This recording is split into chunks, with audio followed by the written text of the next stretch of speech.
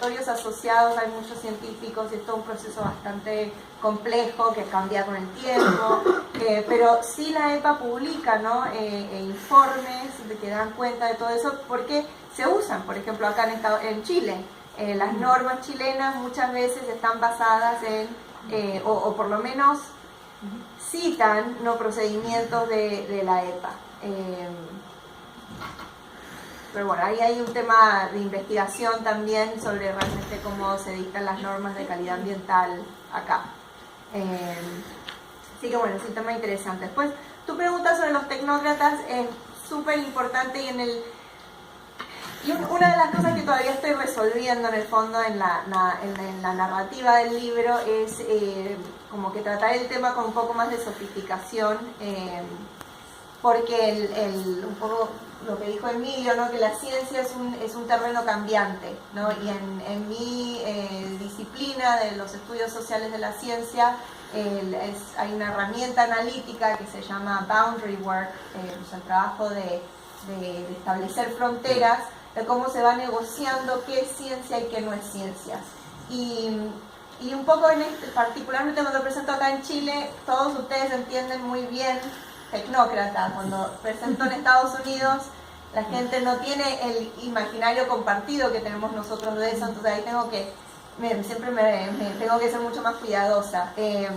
Pero sí lo que doy cuenta en el libro es de estas negociaciones varias entre científicos, por ponerles etiquetas, porque son definiciones y barreras que están moviendo y que se mueven de caso a caso en el tiempo, en las cortes, fuera de las cortes, pero un poco quién es científico, quién es consultor, quién es, no tanto tecnócrata, pero quienes se van marginando de la ciencia que tiene una voz en el proceso. Y como los mismos científicos muchas veces son dados una voz o ganan un espacio para participar, pero después a lo largo del proceso van acotando cada vez más qué quiere decir ciencia regulatoria, confiable en ese caso, en ese espacio, en ese contexto. Entonces también los científicos muchas veces son partícipes, ¿no? Entonces no son dos grupos con individuos totalmente separados, a veces son personas, las mismas personas que cruzan entre un ámbito y otro. ¿Cuáles son sus argumentos? Son muchos. Estos temas, o sea, argumentos de tipo constitucional, como el principio de subsidiariedad, entonces esta idea del Estado que raya la cancha, entonces que van acotando también el quehacer del Estado, las responsabilidades del Estado, como el SAT, ¿no? Un Estado que está de parte de la empresa privada y no del ciudadano. Otros argumentos también tienen que ver con también cosas que hablaba Emilio, de cuáles son prácticas éticas, comportamiento ético entre los científicos. Entonces, es ético trabajar de consultor, es ético hacer estudios de ella, bajo qué condiciones. Un poco leía, es muy rico ahí porque yo diría, a mi entender, y leía dentro del gobierno y la normativa chilena actual, es una política sumamente transparente, abierta y participativa, ¿no? Es de lo mejor que hay. Varios funcionarios me dijeron, el EIA es súper conflictivo porque es el único espacio de participación que existe. O sea, si un ciudadano quiere decirle algo a su alcalde, el único lugar que lo puede hacer es en las reuniones de participación de la EIA. Y es de los lugares más transparentes. Todos los reportes de la EIA están en una base de datos desde la década del 90. Todos los estudios se pueden bajar. Ahora, claro, hay un discurso muy fuerte que esté súper transparente. Cuando salió Hidroaicén, columna al editor tras columna al editor de ahí como de la parte élite, ¿no? Del entramado político y económico, diciendo EIA es maravilloso porque es un ejemplo de transparencia en el país. Pero claro, cuando empezás a mirar más en detalle vas viendo todo lo que se va ocultando, ¿no? Entonces, por ejemplo, se hace el estudio científico, después los consultores hacen el estudio de evaluación de impactos ambientales, entonces ahí hay otro boundary work entre lo que es el estudio científico, la línea base y la evaluación de impactos. Y es solo la evaluación de impactos que se hace pública. Entonces, ahí se mezclan muchos argumentos de tipo ético, que al final son de ética y de conflictos de intereses. Entonces son muchos y son complejos. Sí. Así que hay que leer el libro. Sí, bien, voy con la primera pregunta respecto a los costos de publicación.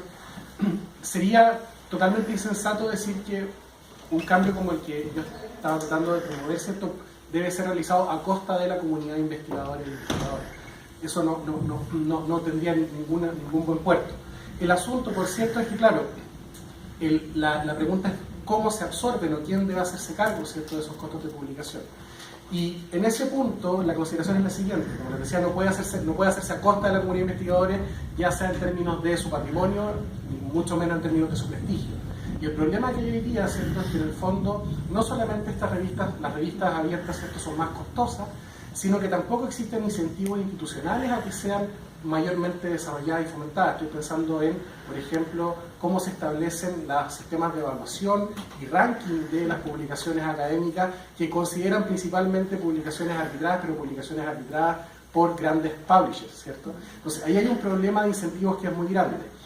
La lógica es más bien por el otro lado. O sea, acá yo creo que lo primero que es necesario y muy importante hacer es tener una conversación en términos de desarrollo institucional grande. Porque el problema acá es el siguiente, ¿cierto? Está esta orientación de tener un límite o alcanzar esta meta, ¿cierto?, de gastar el 1% del Producto Interno Bruto en investigación y desarrollo. Todo el mundo está diciendo que esa meta es bastante poco realizable, pero lo más problemático es que nadie dice en qué se pretende gastar ese dinero. Entonces, el problema, acá está, yo creo yo, que esta puede ser una excelente oportunidad, hablando en términos de una conversación y un diálogo, ojalá sin los boundaries que estábamos hablando recién, ¿cierto?, pero que permitiese efectivamente poder reconocer, por ejemplo, que el trabajo de los investigadores e investigadoras debe ser reconocido y debe ser en el fondo, por así decir, establecido y evaluado de manera justa. Ahora, esa evaluación no puede estar limitada ni constreñida por un tipo particular de publicaciones que son las que efectivamente están a favor de cierto modelo de negocios, que era lo que yo les presentaba. Entonces, desde ese punto de vista, mi respuesta sería: el problema, claro, yo no le puedo decir a los investigadores, pero no importa, haga un acto de, ¿cómo se llama?, inmólese, ¿cierto?, a favor del Open Access. No, pero eso no va por eso. El asunto está en cómo generamos las condiciones institucionales de posibilidad para que crecientemente esa sea una opción viable. Y esa es una discusión que hoy día no se está teniendo. Y vuelvo con ello a la segunda pregunta, ¿cierto?, respecto de los requerimientos de política pública. O sea, acá el paquete es completo.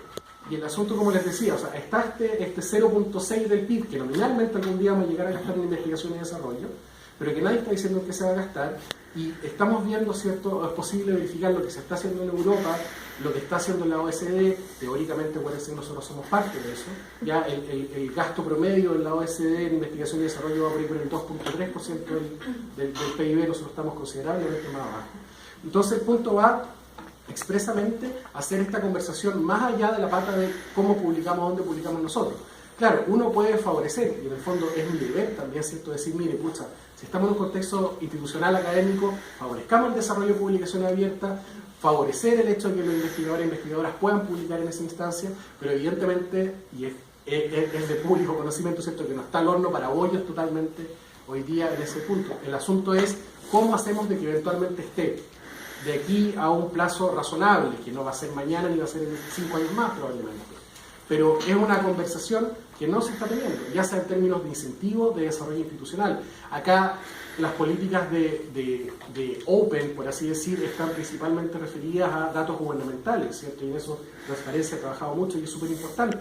Pero respecto de Open Access en términos de financiación académica, Open Access respecto de datos levantados con ¿cómo se llama?, con fondos públicos, hay un desarrollo que es prácticamente inexistente y no hay mucha gente que esté discutiendo eso tampoco. Y es el problema más grande. ¿Sí? Sí, sobre la pregunta era sobre la fiscalización de alimentos. Bueno, yo no hablé de alimentos transgénicos, hablé principalmente de la semilla, que toda esa parte la fiscaliza el SAC. Ahora, hay una normativa que también ese es otro caso bien interesante sobre los alimentos transgénicos, porque hay una normativa que establece que el Instituto de Salud Pública debe definir una nómina de modificaciones genéticas que están autorizadas, cuya presencia, por así decirlo, está autorizada en estos alimentos que uno puede encontrar en el supermercado. Generalmente, como no hay producción interna, son todos alimentos procesados, pero yo les puedo asegurar que todo lo que tiene soya probablemente viene con ingredientes transgénicos, porque más del 90% de la soya a nivel mundial es transgénica.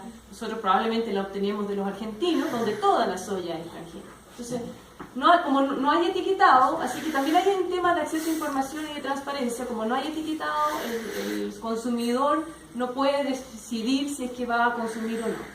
Ahora, la norma del Instituto de Salud Pública, que data ya, no me acuerdo el año, pero del 2000 puede ser, no me acuerdo, por ahí por el 2000, establece que entonces el Instituto de Salud Pública debe establecer esta nómina de modificaciones genéticas, no del cultivo, sino que de modificaciones genéticas que pueden estar presentes en los alimentos.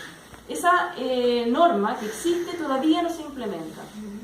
Yo he tratado de seguirla en el tiempo, es difícil acceder a información, les puedo decir cuál es mi teoría de por qué no existe esa nómina. Entonces esa nómina del Instituto de Salud Pública evalúa los eventos que están presentes en el país, que puede que no sean tanto, porque de hecho los cultivos comerciales que se comercializan y que después se usan para hacer alimentos tampoco son tanto. Hay mucho más en desarrollo y en ensayo, qué sé yo.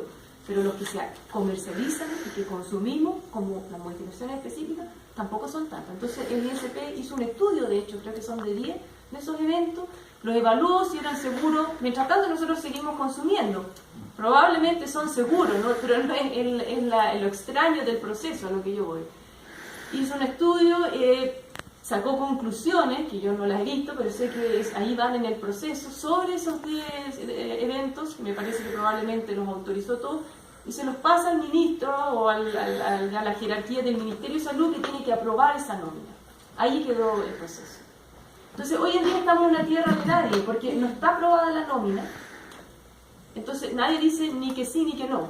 Por lo tanto, pueden estar presentes todos estos alimentos, salvo que haya salido y aprobada y no la han publicado, que podría ser, yo no la he podido ver. Yo creo que lo complejo es que una vez que esa nómina se publica, eso significa que si hay un alimento procesado que se le detecta un evento que no está en esa nómina, es ilegal.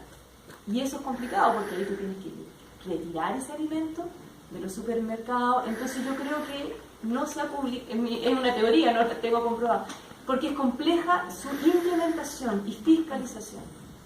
Ahora, la mayoría de esos alimentos que llegan a Chile han sido autorizados para consumo en otros países, para no dar una idea errada de que probablemente, y lo más probable es que si nosotros hacemos esa evaluación, nosotros vamos a usar los datos científicos que vienen de los dossiers del FDA, por ejemplo, que es lo análogo al Instituto de Salud Pública en Estados Unidos, porque hacer esas evaluaciones de riesgo es muy caro y complejo y requiere una infraestructura que el ISP probablemente de recursos humanos y dinero probablemente no tiene. Así que incluso para el SAC se basa en información que ha sido recolectada y obtenida para los procesos regulatorios en Estados Unidos. El SAC no hace ensayos, salvo cosas muy pequeñas, no tiene esa capacidad. Así que ojo con esto de las evaluaciones de riesgo, es complicado. Entonces, bueno, tú estás comiendo mucho de los alimentos procesados. Si uno no quiere, si usted dice a alguien que no quiere comer alimentos transgénicos porque por la razón que sea, razones éticas, no coma alimentos procesados, va a comer sano igual, porque vaya a la feria, no tiene problema. Nada de eso es transgénico. Eso te va a preguntar, ¿esa lista incluye fruta y verdura? No, porque no es una lista de alimentos, es una lista de las modificaciones genéticas que están autorizadas para consumo humano. Ya sea que estén en maíz, o que estén en soya, o que estén... Es una lista muy limitada, no es lo que hace el FDA en Estados Unidos, que evalúa ese alimento. Ahora, es procesado, es importado, ha sido autorizado en otro lado, pero es peculiar el mecanismo que hemos encontrado para bypassear un poco, para ir por el costado. ¿Y qué hacemos? Nosotros somos un país chico. Estas decisiones, el avance de la tecnología, nos guste o no nos guste, ocurre a una escala que es global. ¿Qué hacemos nosotros? Bueno, adoptémosla a una escala menor mientras Europa se decide si quiere o no quiere transgénico, mientras Estados Unidos se decide si quiere o no quiere transgénico, y vamos viendo. Pero entre medio de eso se empiezan a producir, y como les digo, hoy en día la soya a nivel mundial casi toda es transgénica. Son 4 cultivos en todo caso. Puedes leer los ingredientes. Si tienes soya y no quieres, no lo compres.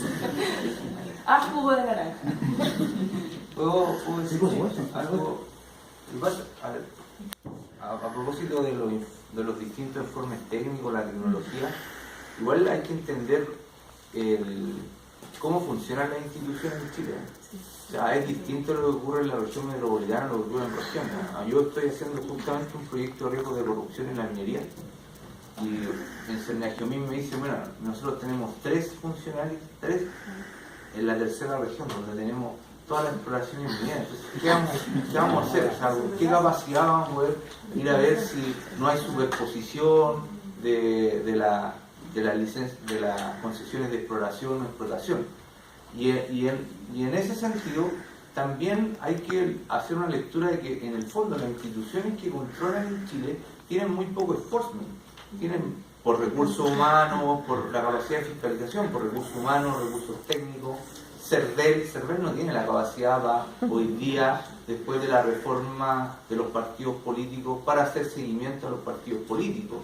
Superintendencia medioambiental funciona relativamente bien. También tuvimos una entrevista con la superintendente, pero decía, pero fíjate que acá no hay gran capacidad de hacer enforcement. Entonces nosotros montamos como instituciones, pero son instituciones finalmente formales, porque tienen muy poco peso.